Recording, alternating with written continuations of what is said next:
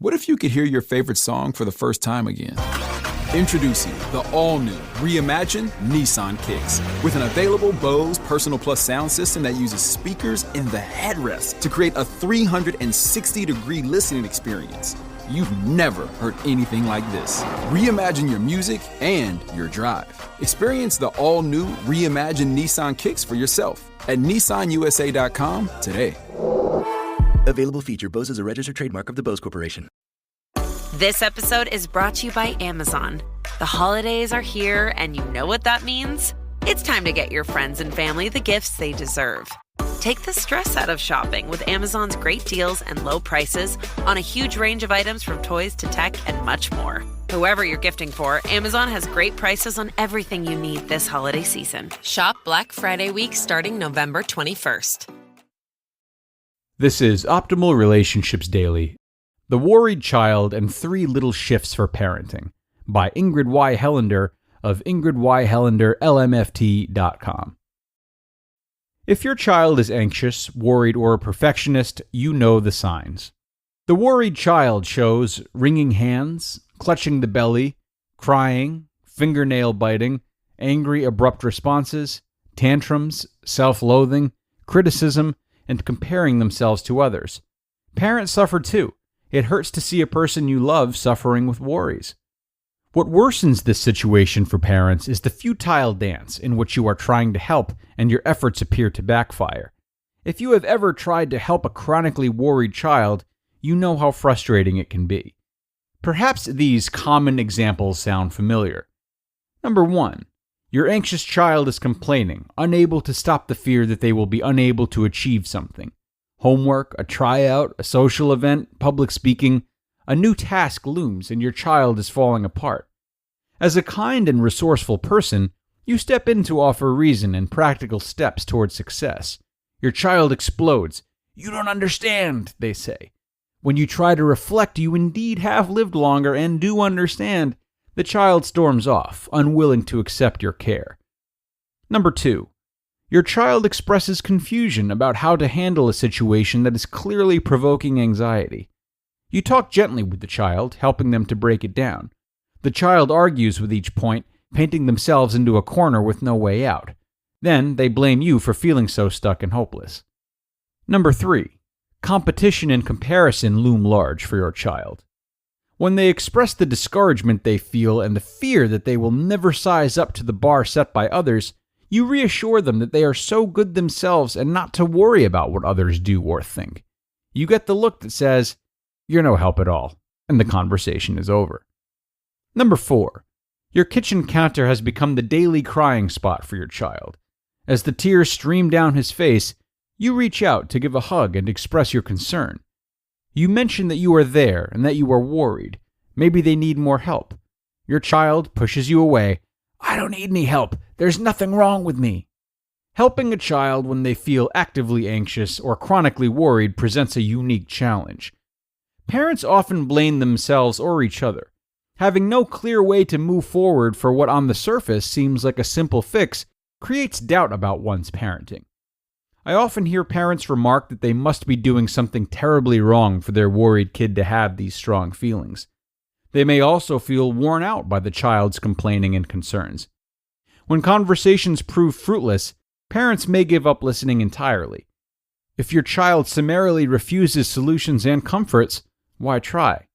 You tell yourself, if you were a better parent, your child wouldn't worry so much. But here's the thing. Worry is a feeling, like all others. Like happiness or frustration, it tends to build on itself. More worry creates more worry. This does not mean you are failing as a parent. You have stumbled upon one of the hardest parts of parenting. Before you add worry to worry, take a step back and breathe. No part of your child is intentionally trying to hurt them. This may not seem true, but I assure you, all parts of each of us are trying to help, no matter how ineffective and even harmful the result. Here are 3 shifts to start right now. Number 1, realize your child's worry is coming from a part of your child, rather than the whole kid. I know it may sound strange, but you know that your child doesn't constantly display anxiety and worry.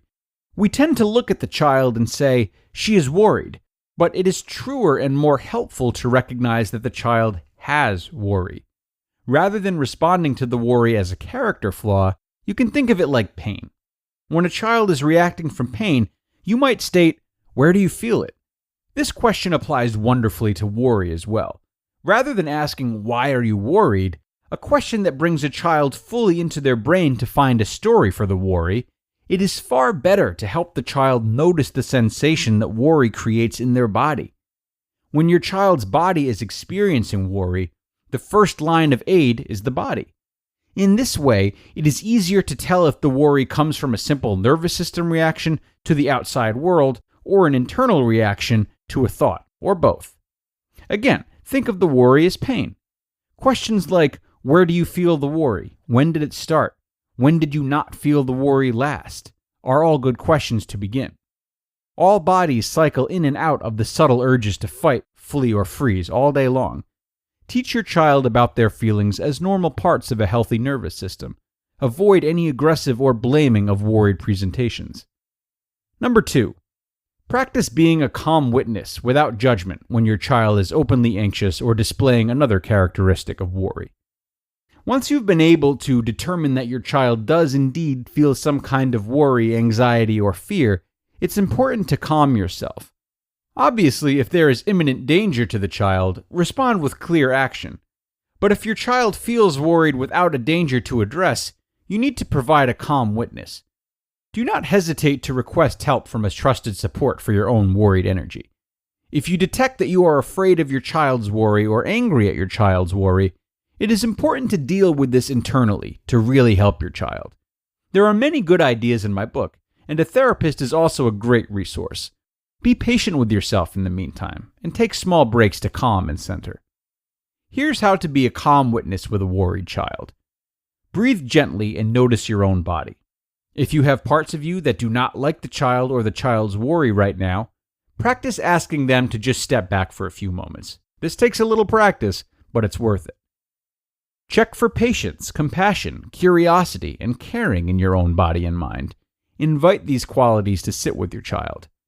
Just listen with an open heart and notice your child's worry speaking. It may ebb and flow between worried, angry, calm, and frustrated. Just observe without trying to solve or fix.